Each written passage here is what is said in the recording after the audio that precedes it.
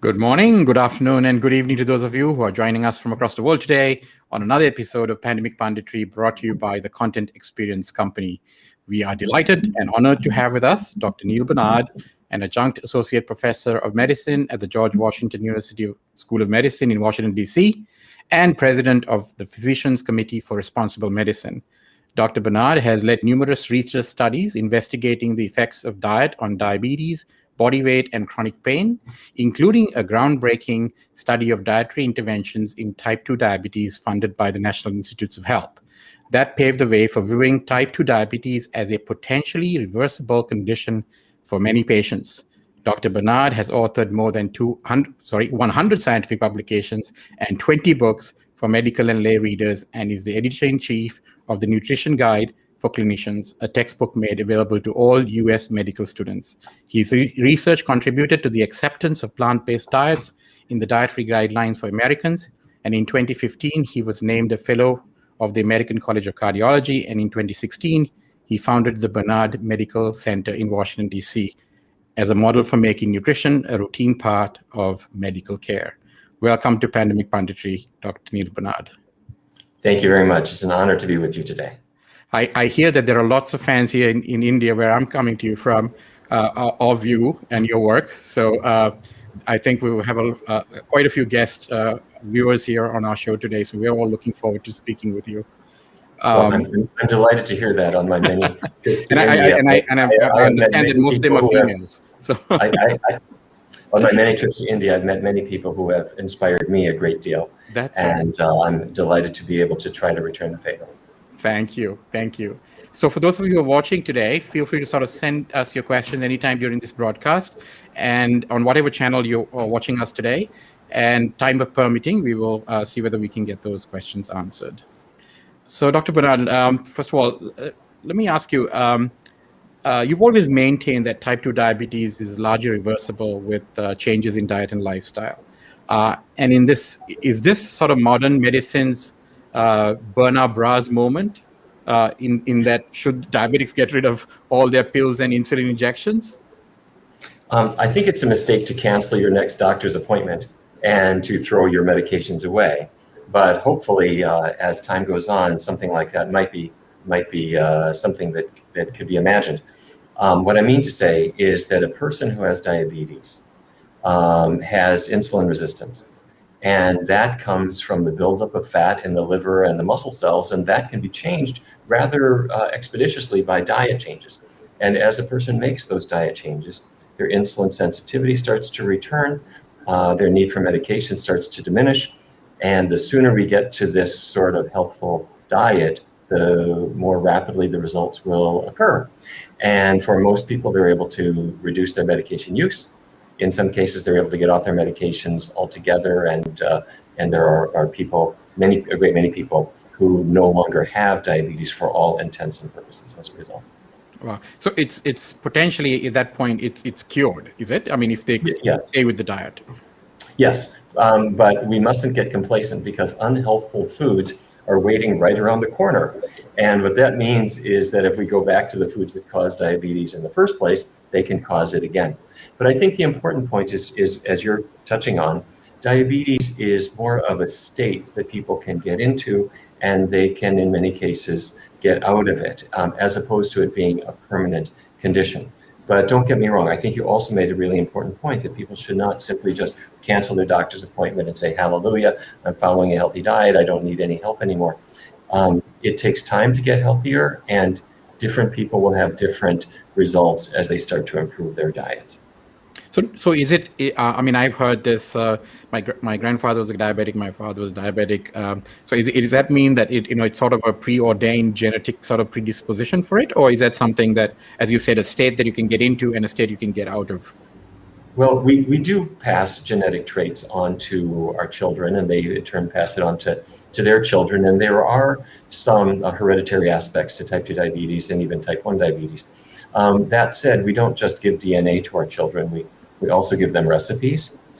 We give them tastes for certain foods, and those things are much more determinative of who is going to end up with diabetes and who does not. And regardless of one's genetic loading, a dietary change can often have dramatic effects. And by the way, not only for diabetes, but also for things like body weight and our risk of cardiovascular diseases like heart disease or stroke. These are things that where we have more power in our daily choices than we might have imagined. And the role of our genetics is really quite modest for all of these. Wow. Karthika? Oh, thanks, Larry. Hi, Dr. Bernard. Hi. In your book, Body in Balance, you talk about the impact of our diet on our hormones and endocrine system, right? So can you reverse like hypothyroidism and other diseases with what you eat? There are many new intriguing findings with regard to the thyroid. We are not as far advanced in the thyroid research as we are with diabetes research, but what we have found is extremely intriguing. And for people who are wondering what we're talking about, your thyroid is here at the base of your neck, and it makes thyroid hormone, which gives energy to your cells. And some people are low in thyroid hormone. They're not making much of it. And that can often be related to dietary issues. The obvious one is they may not have enough iodine in their diet. That's pretty easy to rectify. And the other is they might be eating foods that are triggering their body to attack the thyroid. They're eating foods that are causing an antibody reaction that is damaging the thyroid. And there are some intriguing findings that suggest that a diet change might be very helpful. But we need more research in this area. Wow. So that, I mean, you're attacking the thyroid. The food is actually potentially attacking the thyroid, right? Wow, that's a amazing sort of thing.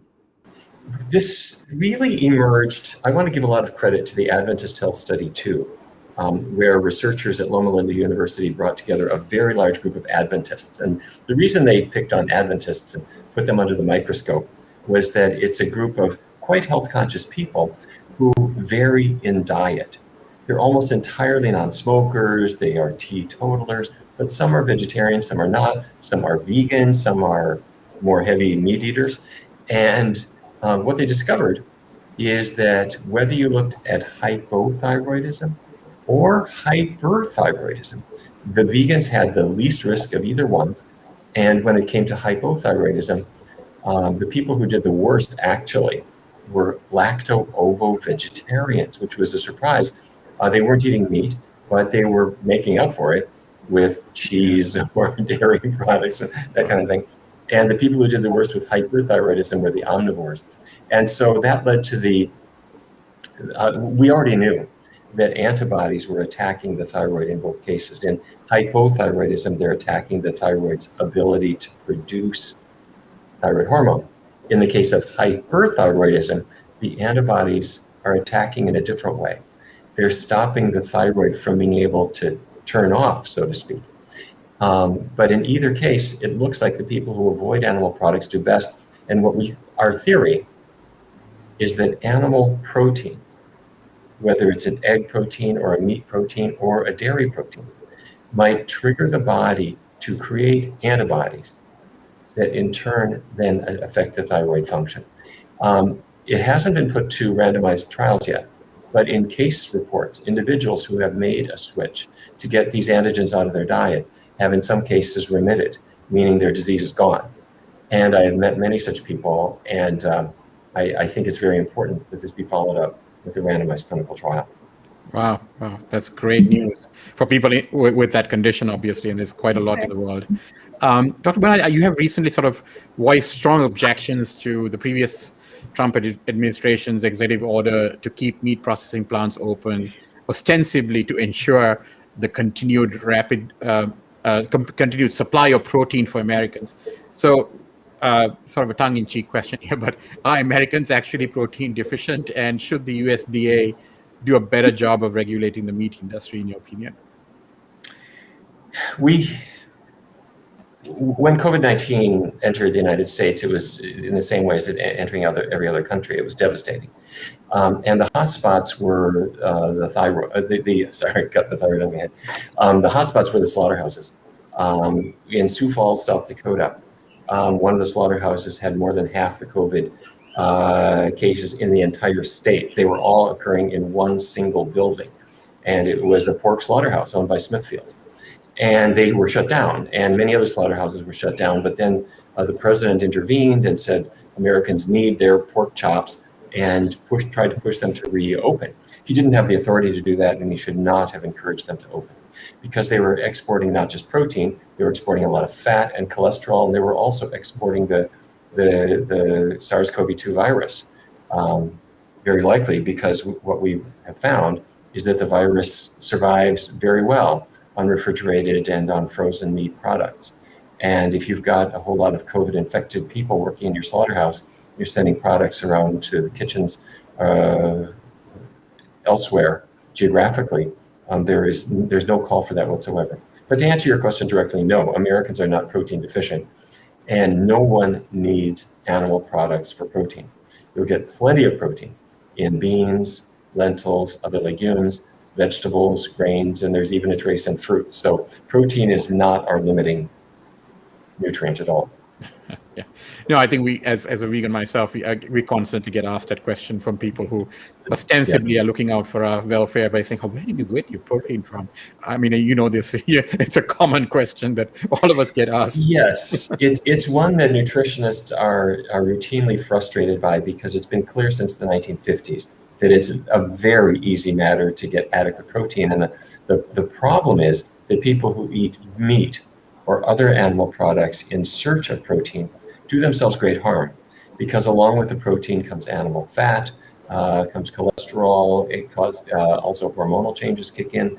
And if you look at a person who includes even moderate amounts of animal products in their diet, their risk of cardiovascular disease, of diabetes, of weight problems goes up really quite significantly.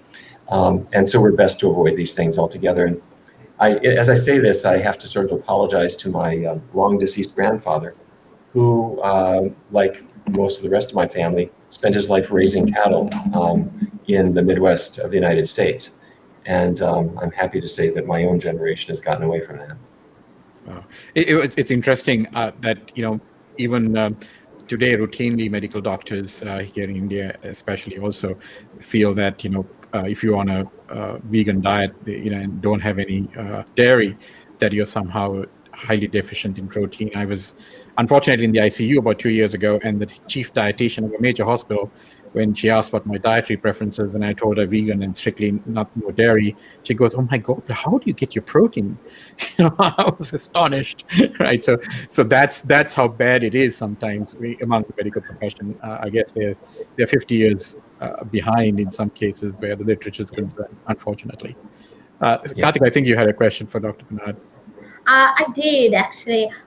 Dr. Bernard, has the pandemic, I think it's been a year now, especially focusing, our attention on comorbidities, helped, do you think, in your opinion, change global dietary preferences? Well, I think many people have become aware that animal agriculture has really escorted the virus in two ways. The first is what you mentioned with regard to comorbidities. If a person is an omnivore, they are much more likely to have excess weight, high risk of diabetes and hypertension. And when the virus first emerged in China, it was clear that people with those conditions were much more likely to have a bad course of COVID if they were infected. In other words, a person infected by COVID who had a normal body weight and didn't have diabetes and didn't have hypertension, their survival was really quite high. Those people who had these comorbidities, their survival was much more in doubt. The other way, though, that animal products have contributed to this is one that I think we need to pay more attention to in the future, and that's what is the origin of the virus. The coronavirus, according to the best evidence we have, came into the human populations by way of bats.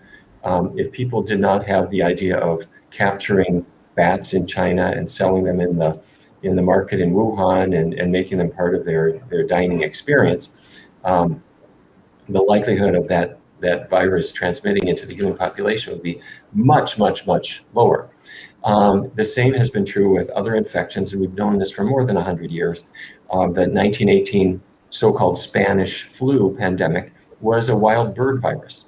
And if people would get away from the bad habit of deciding that they have to eat birds, we would probably not have had that virus entering human culture.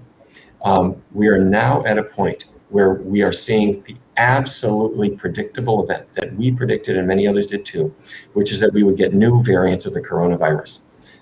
We are seeing this over and over and again. And in Denmark, they saw it where?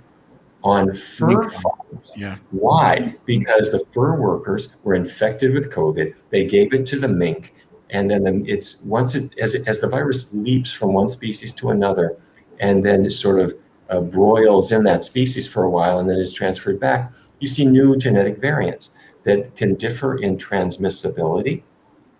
They can differ in the risk of harm, their pathogenicity. And that's exactly what we're seeing. And then we saw it in Sweden, we saw it in one country after another. And then, of course, they're eradicating and burying their mink.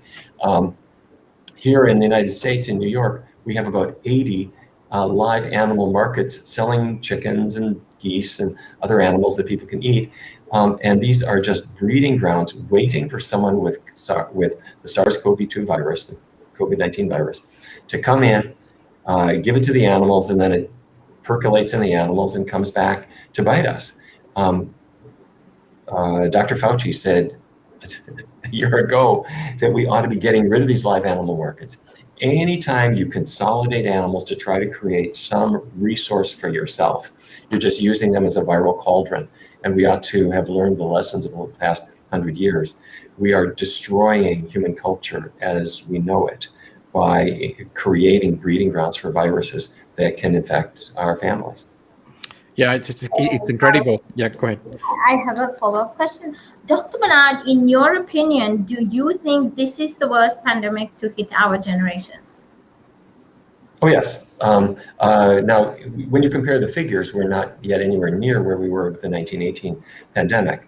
But the 1918 pandemic, killer as it was, eventually elicited a certain amount of immunity in people that over the next many years was helpful until the virus, through a process called reassortment, modified to become much more deadly. And we saw it in 1957 and 1968, these terribly deadly outbreaks.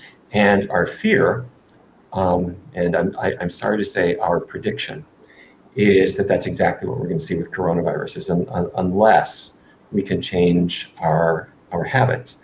And that means changing how we interact with animals, which is basically leave them alone, so that we don't feel a need to bring them into our lives as food or coats or whatever, because when we do, we carry their viruses along with them. And secondly, we need to tackle our underlying health conditions so that we are more resilient in the face of a virus. So in other words, while this has been sort of historically the worst, potentially the worst is yet to come, is what you're predicting. There could be a lot worse pandemic around the corner. Yes, that's certainly possible. Now, history is being rewritten every day. And as the vaccines were escorted in at the end of the last calendar year, we were all hopeful and are still hopeful that they'll be able to dramatically change the course of this. And I think that's true. But if you read the headlines, even the headlines that come out today, there is grave concern that the changing virus with coronavirus will be very much like influenza. And let me be clear. When the vaccines came out, it was a big open question. Would it be like a polio vaccine? You take it once, you're set. You're not going to get polio.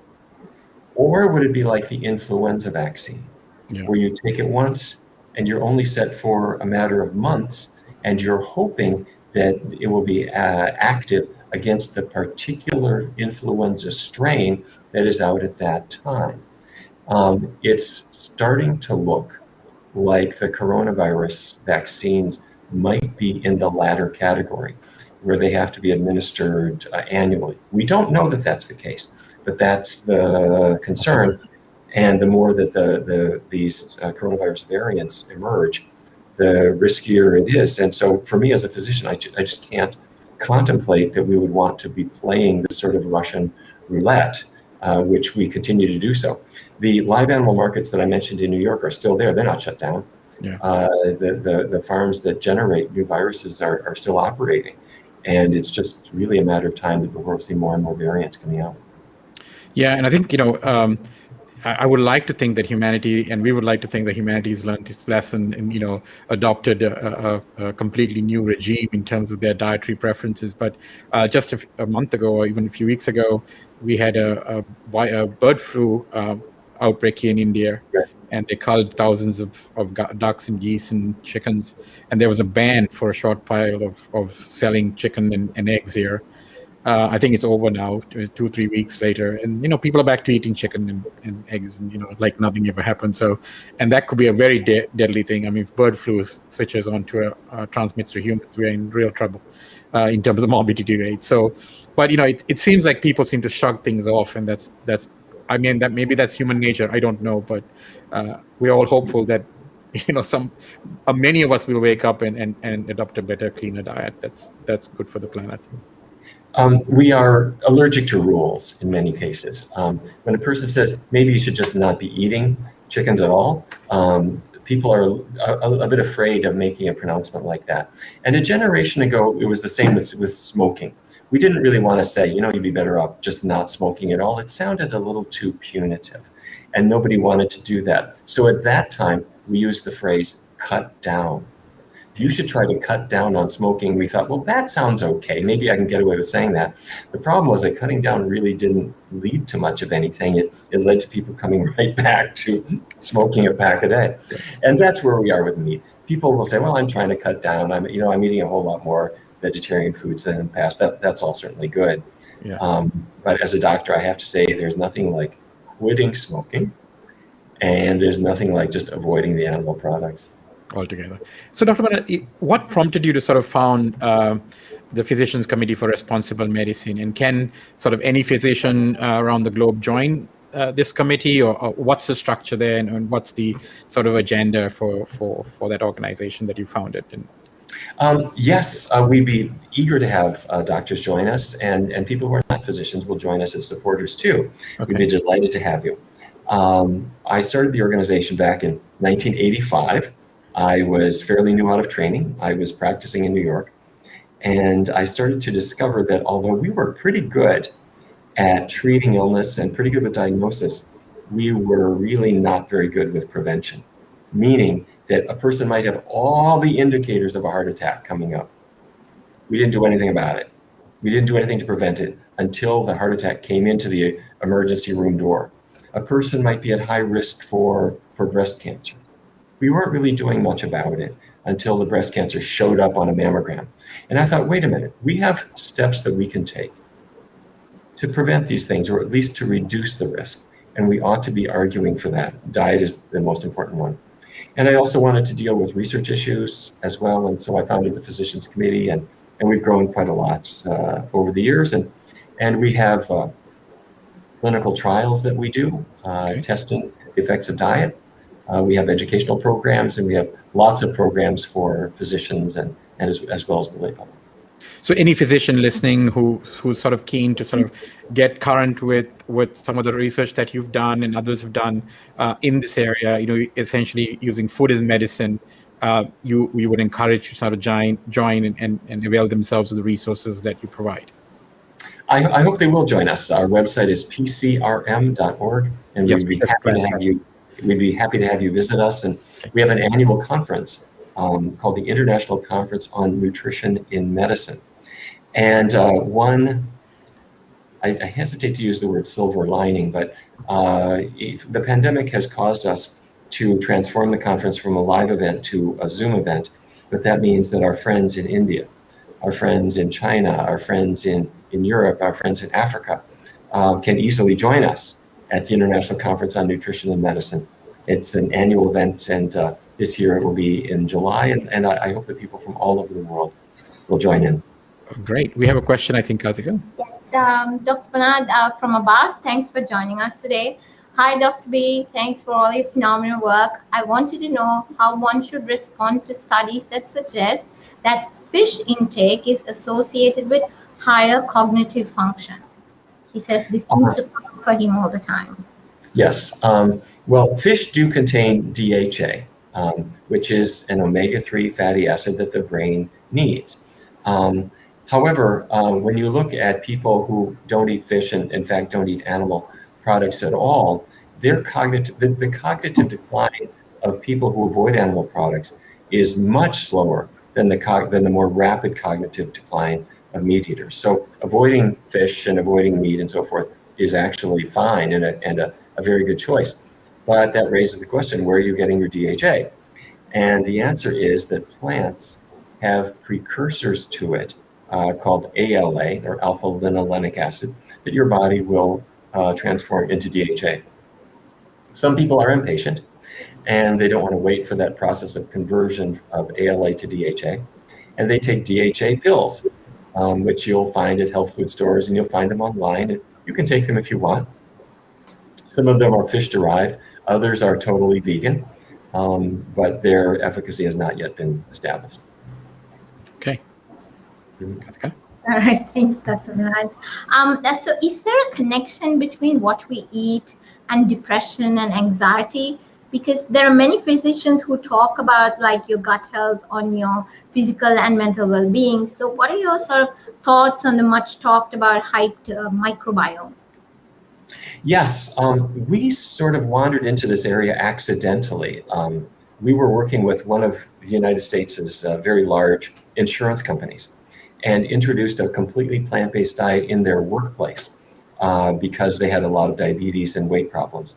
And what we found was that not only did serving vegan food in the cafeteria and having classes to help people to adopt this diet, not only did that improve body weight and help diabetes to get better, but to our surprise, we noticed that depression seemed to remit and anxiety seemed to get better and job absenteeism went down.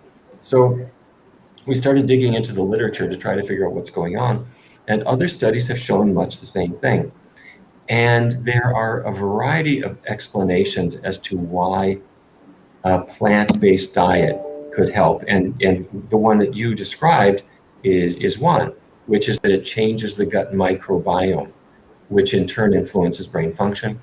And the other big theory is that the diet is an anti-inflammatory diet. So it causes the body to produce fewer inflammatory chemicals that in turn can affect the brain. We're not too sure which of these is the bigger issue, but it does seem that when people are struggling with depression, in addition to whatever medical care they are taking advantage of, they should also follow as healthful a lifestyle as possible, and that means healthy diet, lace up your sneakers, get your heart pumping with some regular exercise, hopefully do it in the company of others, and depression seems to remit for many people. It's just sorry, I have a follow-up question. Me too. Go ahead.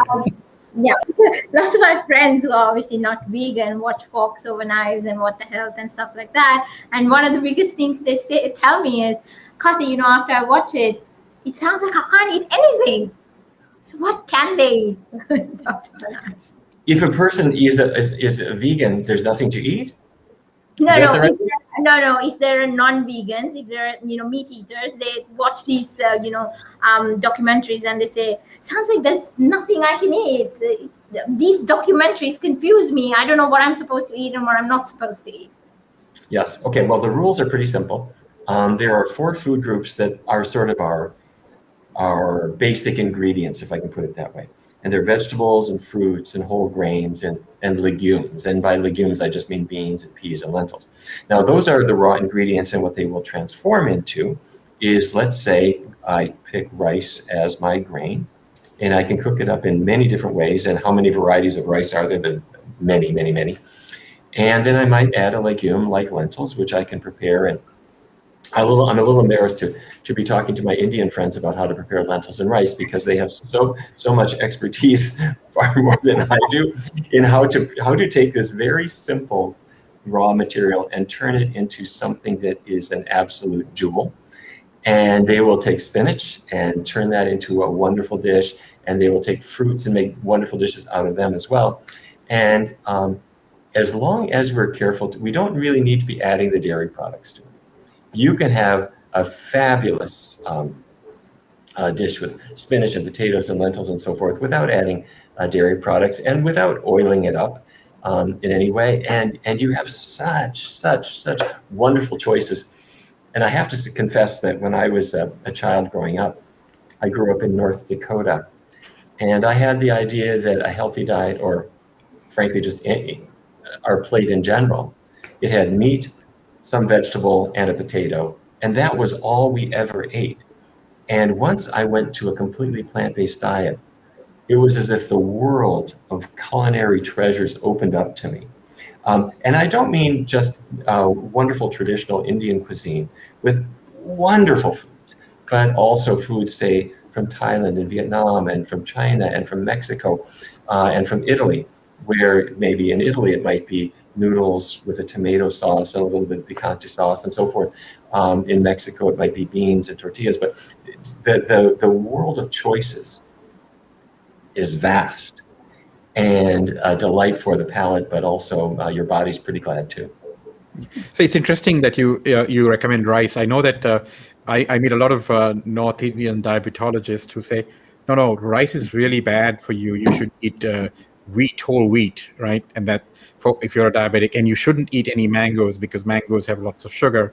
So these are some of the sort of the common, dietary advice that diabetics in India get. I mean, I'm astounded, because I think a little YouTubing with you or Dr. Esselstyn or Dr. Colin Campbell will tell them that they are on the wrong side of that nutrition profile there. But it's amazing that those sort of myths around diet still prevail, and that diabetics still get these sort of advice around cutting down on sugar when they should be cutting down on animal fat, is what I understand. Yes, I think we should jump into our time machine and go back to Japan in 1980. And Westernization had not gone very far at that point. And in other words, there wasn't McDonald's in downtown Tokyo. And the diet was very heavy in rice. And in fact, it was white rice. And the same was true in Osaka, and all around Japan, people ate lots of rice. They were the thinnest, healthiest, longest lived people on the planet.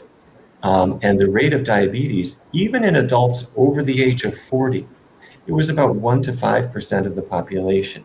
So if rice caused diabetes, they should have had a huge amount of it. They didn't.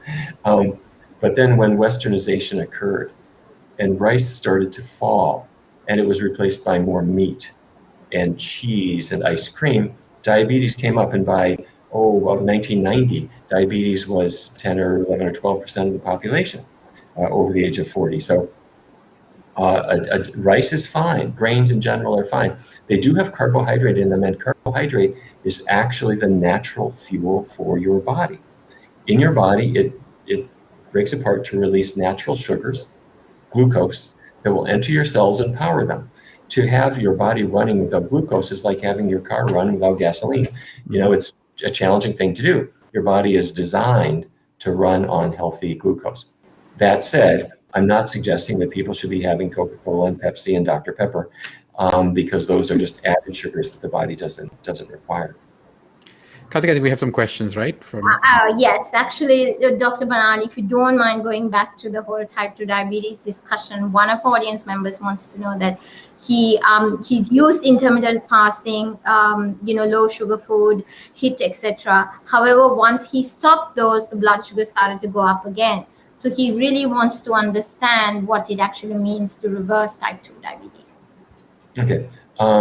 The term reversal is not a medical term. It's not a scientific term. It simply means that things that were bad are getting better.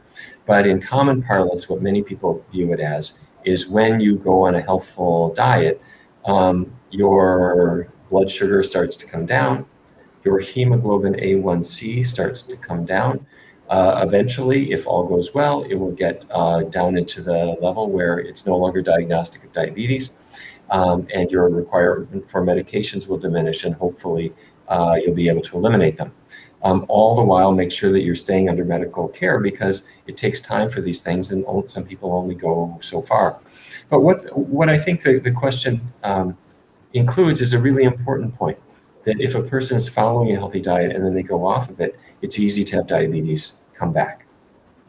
And this healthy diet, as you said, I think he's mentioned HIIT and intermittent fasting, but what you're advocating is a completely plant-based, 100% from plant-based, low-fat diet, correct? That's right. I would suggest 3 things. Avoid animal products completely. Secondly, keep oils very low. So we favor cooking methods that don't require oil. That sometimes for people requires a little bit of relearning, but it's easy to do. And then the third is choose the healthiest foods that there are. So things like fruits and beans and whole grains, vegetables are really healthful foods, as opposed to the snacks that the corner convenience store might put up right next to the cash register. Okay. Okay. And this includes also no dairy, right? So there's absolutely no dairy. Yes. We avoid dairy products. And I know that many people find that to be a challenge, but keep in mind that Mother Nature made cow's milk for the calf and not for us. We can kick and scream as much as we want to, but Mother Nature really didn't have us in mind when cow's milk was is produced. And at the risk of going further with this, I think the most respectful thing that we can do for ourselves, for our children, for the animals themselves, and for our planet is to treat the animals with respect, allow them to keep their products and not take them from them. Ditto. Karthika? Yeah, actually, it's interesting you touched upon the point of infants and feeding infants, Dr. Bernard. Are you suggesting that from infancy that we should be vegan? I'm going further. From conception, we should be vegan. So pregnant mothers. Meaning vegan mothers. When a woman is expecting, if she follows a healthy plant-based diet, vegetables, fruits, whole grains, and beans, and she gets appropriate medical monitoring, she should be taking her prenatal vitamins, including B12. But that kind of diet is associated with a better course of pregnancy.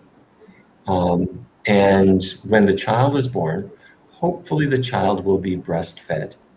And mom will continue to follow this healthy diet, and she'll continue to take her vitamin supplements so that we're making sure to have vitamin B12, which is essential. This is not optional. It's really important.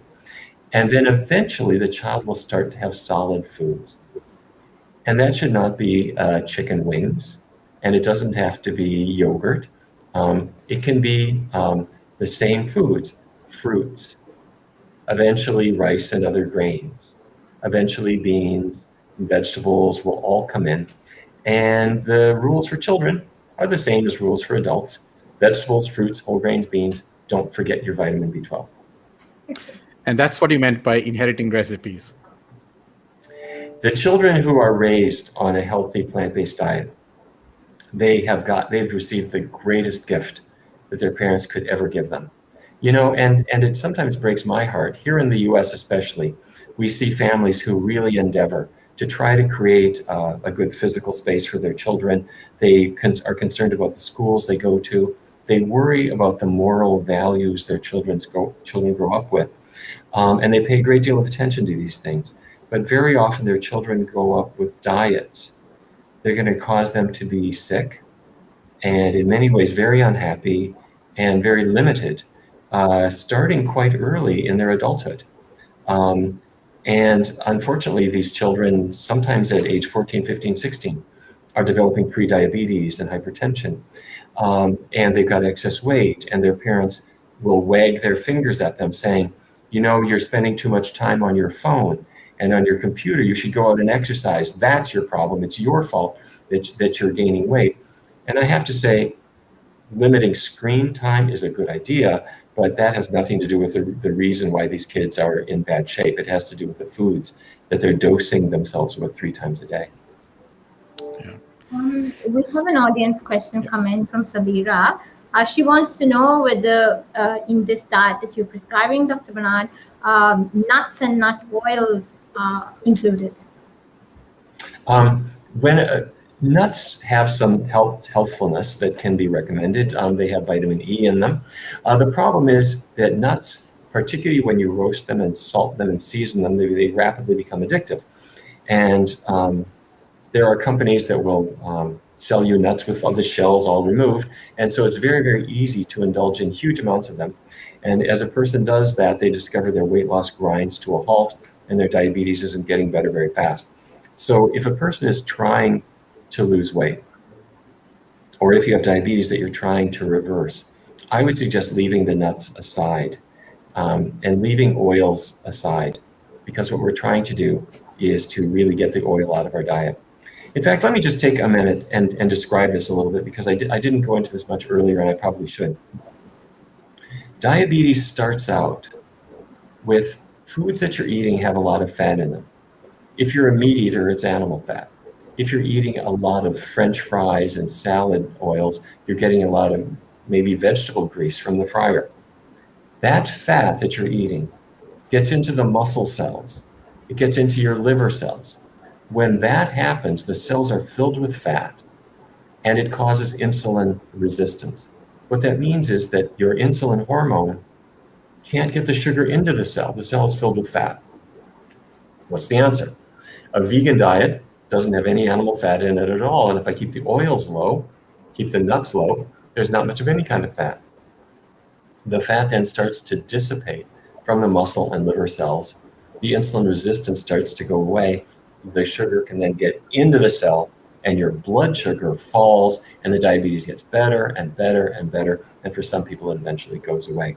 So that's why we're really encouraging people to get away from those fatty foods. That means get away from animal products. But with regard to nuts and seeds, if you are trying to reverse diabetes, I would set those aside as well. For healthy, skinny people who don't have diabetes, maybe a little small handful is okay. Don't let it hit your fingers, just in the palm of your hand, and then crumble it up and put it on your morning porridge. Don't eat it as a snack, just use it as a flavoring, and then you can be okay. Thanks, doctor. So when you say a little bit of oil, are we talking a tablespoon? Are we a day? We're talking teaspoon a day, a spritz a day? Oh, well, I guess what I was trying to say is maybe a little bit of nuts, like a tablespoon full of nuts, something like that. If you're using oils, I would encourage you to get a good nonstick pan and a steamer and learn how to use that, and as opposed to adding oils to your foods. Okay. So just, I mean, you're talking about completely not having them in oil. Okay. Yeah. Once you've learned different ways of creating foods, you discover that bottle of olive oil that your friend brought over 18 months ago is still sitting there, and you haven't opened it up at all because you found other ways of cooking. And the other thing that happens, I have to say, your tastes start to change. And people who, I have to say, my mother kind of taught me this. When I was about 12 or 13, my mother came into the house and she said, "That's it, everybody. We're not having whole milk anymore." She meant full fat milk. She said, "We're not going to have it. We're going to now have only skim milk from now on," which I guess a person might refer to as toned milk, meaning you take the fat out of it. And so she poured us a glass. And I thought it was terrible. It just didn't taste right at all. But as time went on, we got used to the taste of this non-fat milk. And then one day she didn't have any. So she went to the store and got whole milk. And we couldn't drink it anymore because it tasted all fatty and gross. And that taught me a lesson. I'm not saying that drinking milk is a particularly good idea. Frankly, I think you're better off without it. You're better off with soy milk or almond milk. But that experience taught me that our taste for fats is just sort of a temporary habit that can be changed. When you get away from fatty foods, you tend to prefer the low-fat foods. And so then when somebody tries to put fat back in, you don't want it anymore. So it is a little process of habituation. But when you get away from fats, you end up being quite glad that you've done it, and your taste buds are glad too. Yeah, I can relate to that. When I went vegan 4 years ago, I mean, I thought I could never sort of give up eggs and meat and everything else. And now when I go to the meat section, I have to literally close my nose. I can't believe I did that stuff. Right. So it's like quitting smoking or something like that. If not that you were ever a smoker, but a person who was, they can't imagine not having their cigarette. After they've been a non-smoker for about 6 weeks, somebody comes near them with a cigarette and they say, "Get away from me. I don't want that all over my shirt and everything." So your tastes will change, and what dictates we want today, what we had yesterday. So we can reset our preferences very, very easily. Dr. Bernard, I think we've clearly, you could potentially reverse your diabetes significantly, or eliminate it completely with this diet. But I'm to understand that a plant-based, whole food plant-based diet not only can help you with diabetes, but as you mentioned, things like thyroidism, but also a whole bunch of other chronic ailments. Am I right? Yes. Oh, absolutely. One of the things that we're exploring right now is menopausal issues. And when I wrote Your Body in Balance, I was discovering something that just blew me away. And that is, instead of the old model, which is I eat a bad food and I get a disease, I eat cholesterol, so I get a heart attack, I started to realize that hormones control every aspect of our physical functioning. And if we can choose foods that control our hormones, we've got real power. So we started looking at sex hormones, estrogens in women, testosterone in men, discovering that we can change the levels of these hormones up or down. And that gave us the ability to reduce menstrual cramps in young women, endometriosis and other causes of infertility. And then when women are going through menopause and they might have hot flashes or other symptoms, we have been discovering that we can change that. The current regimen that we're testing now for hot flashes avoids animal products completely, no animal products, just like a diabetes diet. It keeps oils extremely low, but it also adds soybeans, and we're using about a half a cup of soybeans every day. That's about maybe 240 grams, something like that, of cooked soybeans. And many women are just discovering that it has a very potent effect on their hot flashes. We need more research, and we're conducting that now. But it's been really quite interesting to see these hormonal shifts can be changed very rapidly based on food choices. Who would have thought it? Wow. Because I think I remember Dr. Esselstyn, who said like 80 or 85% of chronic diseases are fixed by this whole food plant-based diet. In our clinic, when people come in, most people have some weight they'd like to lose. Their blood pressure and cholesterol are higher than they'd like to be. And we know that those are things that are very readily addressable by a diet change. Wow. Sorry, I've just had one audience member message me privately because she has a medical issue. So basically what she's saying is that she's done a ferritin test, and the doctors say her blood protein is low, and they're now forcing her to eat red meat, and whether that's required or what can she do? Okay, ferritin is a stored form of iron. And if she's low in iron, we want to try to figure out why. Her doctor will be hopefully doing this.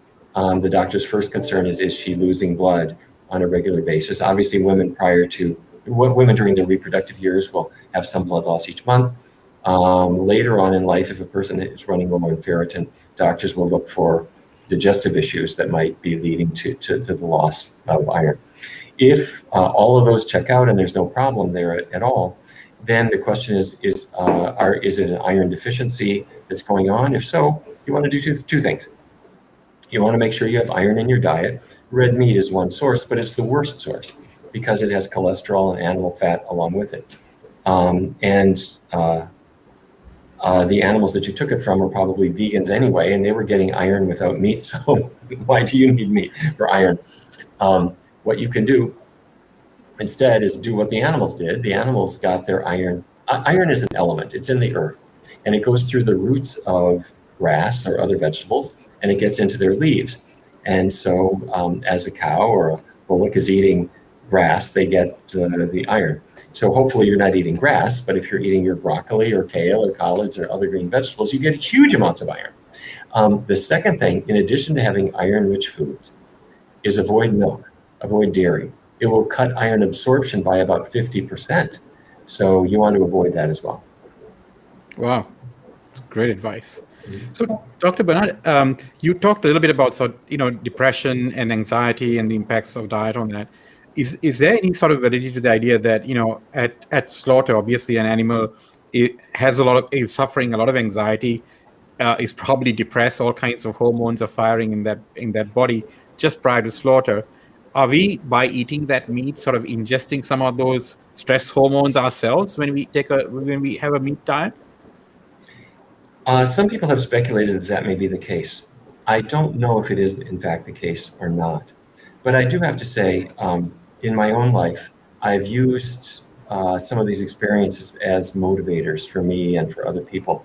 And if you don't mind, I might just mention that a little bit. Please. When I was a kid, I grew up in North Dakota, as I mentioned. And my father grew up raising cattle, as did his father and his father and his father. And my father didn't like it. He got out of that business and he went to medical school, and he was the local diabetes expert for Fargo, North Dakota. But we still ate like we were in the cattle business. And one day my father's brother drove a whole truckload of cattle, a couple of truckloads actually, to East St. Louis to the stockyards. And as they came off the truck, you could see something. They were visibly scared and nervous. And the way they were being pushed and conveyed along in this process that led towards sale and slaughter was creating tremendous anxiety in them. And I could see in the process of transport, some of them will break their legs and fall down or be trampled by others. And it was almost as if slaughter was, in some ways, a relief of all of the trauma that had gone into it. And it was true. It really had quite an impact on me. And then when I visited a dairy farm, where you think, oh, the cows are happy and they're giving away milk, I've discovered that the cows are impregnated by a process of artificial insemination that is really grotesque when you see the farm workers do this to the cow. They chain the cow up and they do all kinds of things to the backside of her body that I don't want to tell you about, but you're not gonna have an appetite to eat after you see this. And then when the cow gives birth, her baby, which she bonds to very strongly, she's licking her awkward little baby who's trying to stand up. There's nothing cuter than a newborn calf, I have to tell you. But then along comes the farm worker with a wheelbarrow, and he picks up the calf and puts the calf in the wheelbarrow and starts walking away. And there is no bond stronger in nature than that between a mother and her infant. And she follows, and she's saying as best she can, "That's my baby." And then a gate is slammed in her face, and the male calf will be turned into veal very quickly, and the female calf will be raised in complete isolation until she is ready to be artificially inseminated. And no one likes to talk about these things. They like to pretend that cows gladly give us milk. They don't want to pretend. They don't want to let you know that they're artificially inseminated every year, that their calves are taken away, that we find ways to let the calves die, sometimes without taking responsibility for it ourselves, because we sold the calf to someone else, other things. I don't mean to suggest that people need to feel guilty about these things, but what I do feel is that we should allow these things to motivate us, and to realize that there are ways to be respectful to your body, respectful to your children, and respectful to the animals. And there are ways to treat them with respect and to leave their reproduction alone. I know that people protest when we talk about these things, and they rationalize and make all kinds of arguments. Those arguments hold no water.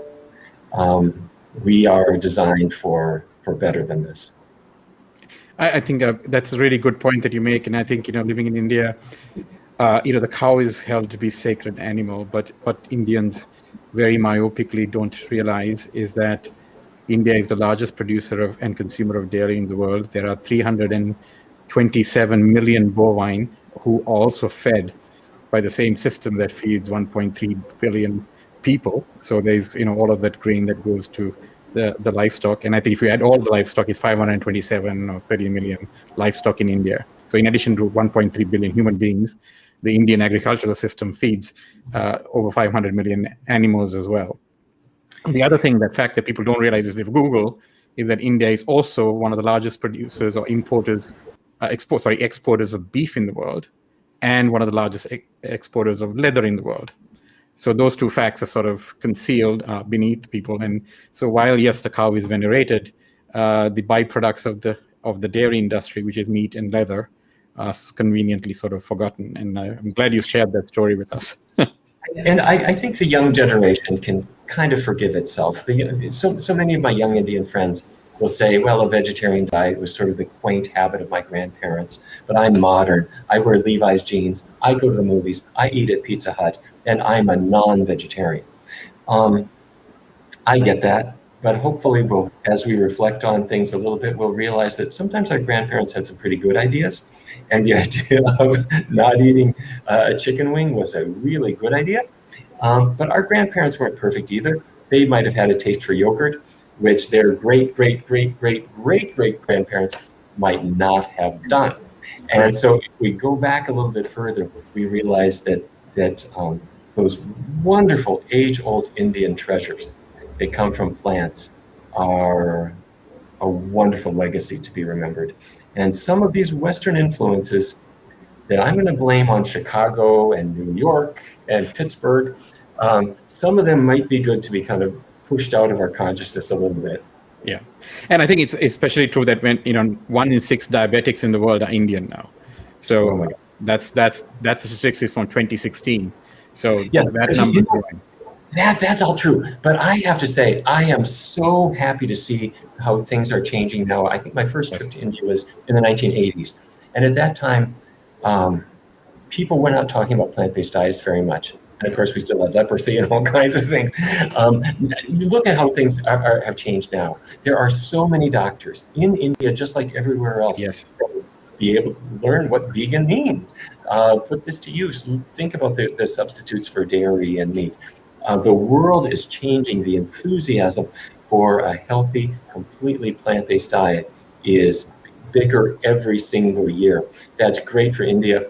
But I also have to say that here in the United States, we've been promoting Westernization in India. In the United States, we are starting to learn Easternization, where we can learn of the wonderful things that India has had to teach us. By that, I don't mean just culinary-wise, from wonderful Indian foods, but also the concept of ahimsa, and the idea that we can live in a much better way, and we can turn that over to our children, and they can be the healthiest generation we have ever had. Yeah, that's true. And plant-based diets and health and foods and options are ever increasing here. So it is a cause for great optimism, in fact. So and actually, it's really easy to be vegan here if you pay attention. There's 30 different ways of making dal here, all of them different, all of them delicious. So I mean, hey, if you want to eat legumes, this is the place to be. So I'll be right here. Yeah. So Karthik, any more last questions before we let off? I have one. It's quite a heavy one. Sorry about that, Dr. Bernard. So we were going through, obviously, your website, and we noticed that you've done a pilot study on chronic diabetic neuropathy pain. Could you share some of the preliminary findings from that study, please?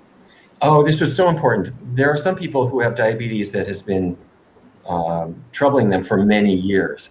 And as that happens, one of the conditions that occurs is neuropathy, where the nerves are being attacked. You get numbness and often pain in the feet and other symptoms as well. And so we brought in a large group of people who had diabetic neuropathy. And what we were able to show is the same dietary intervention, getting away from animal products and oils. It caused the nerve function to improve. Pain diminished, and objective tests of nerve function, where we measure the galvanic skin response in the hands and the feet, it improved significantly. And you could see this really quite rapidly. So everyone has different effects, but if a person has diabetic neuropathy, I would strongly encourage them to go to this approach, particularly since the medical treatments for it are really not particularly powerful. The medications for neuropathy are really quite weak, but the diet is a great, great, great way to go. Thank you so much. Well, that's also positive news for those of you. Yes, very much so. Yes, and I know you've written a cookbook with Indian recipes, I understand, as well on your diet for reversing diabetes, correct? Well, I want to say that my good friends within the Indian subcontinent are greatly surpassing my culinary ability and are releasing so many resources for people with diabetes and for people without it. And I would really shine a spotlight on what they've done. Okay, great. So I was going to put that as a resource potentially on our on our copy of this video so that people could go to it if they require. Thank you so much, Dr. Bernard, for gracing our show and for such a treasure trove of information around disease prevention as well as cure. Thank you so much for all of the information and for all the great work you do. And I would encourage any physicians watching to be a part of your committee and join the global conclave that's happening in July. Well, thank you very much. And let me also say I'm so grateful to you for all that you have done, because you reach many, many people, you inform them and you inspire them. And that information is saving their lives. They in turn cannot resist over the dinner table telling somebody else about what they have heard on one of your programs. And that in turn is saving more lives. You'll never know how many lives you're saving, but I guarantee many, many, many. And I really appreciate all that you have done. Thank you so much for that. Thank you. Take care.